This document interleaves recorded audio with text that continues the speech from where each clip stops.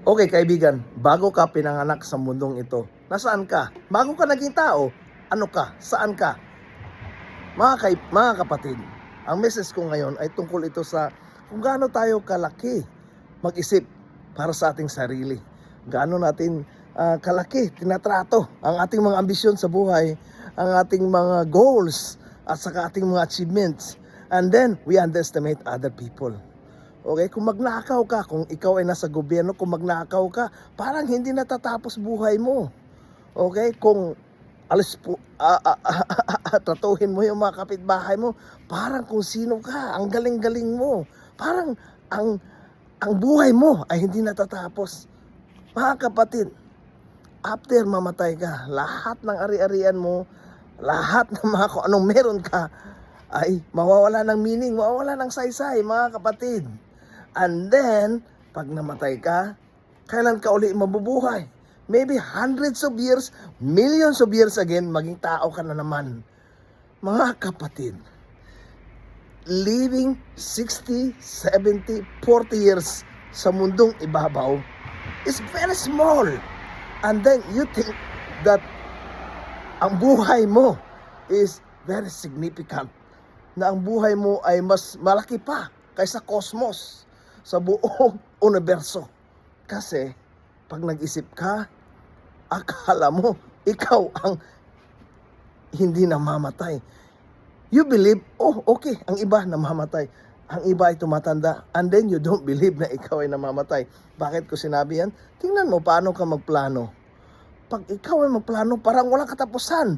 You take very serious about yourself. Your opinion, kapag mayroong disagree sa'yo, kinakaaway mo, kinakalaban mo. Kasi mali siya, tama ka. And then up to the point na hindi na kayo magbati, hindi na kayo magpansinan, hindi kaya talagang nag-aaway kayo. Mayroong iba umaabot sa violence. Just to think about, they are talking only about ideals, they are talking about what they think, and then what they think is actually, is it really important?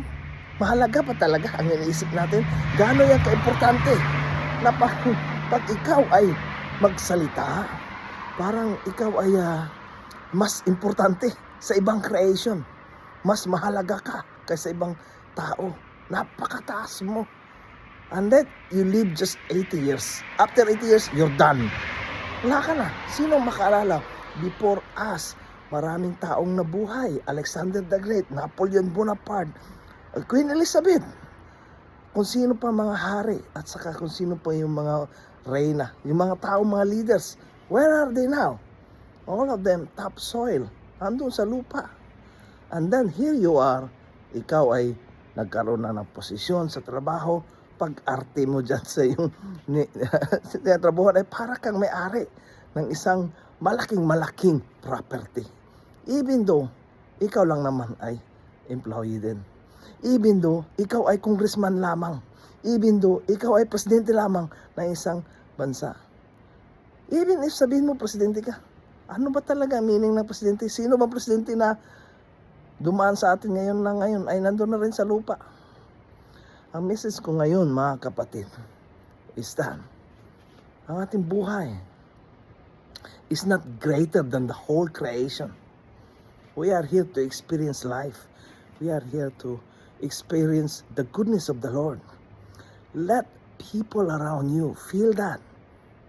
Don't let them feel the evilness of this life. Pag nanakaw mo, kung politiko ka, itigil mo na yan. Yung pag-alpusta mo sa yung kapwa-tao, itigil mo na yan. Kung pulis ka, paging abusado mo. Kung ikaw ay isang taong may negosyo, magbayad ka ng tama sa iyong employee. No? Yung pera mo, hindi mo madadala yan. Yung power mo, sabihin mo, general ka. So, ilang general ang naging general malakas. And then ngayon, nag-retire, wala na rin. And then eventually they die. This is a realization that I want to bring to you, everyone, bago tayo naging tao, we are not existing. And then we are given chance na mabuhay sa mundong ibabaw. 60 years, 70 years, 80 years, kung swerte ka, 90 years. And then gagamitin mo lang yan sa pagiging masamang tao. Come on, man. You can live a profound wonderful life if you keep all this energy sa pagpapaganda ng paligid, sa inyong magandang relasyon. Mga kababayan, this is what life is about. Not gaining something and then you just lose it. Kasi pag namatay ka, you will lose it.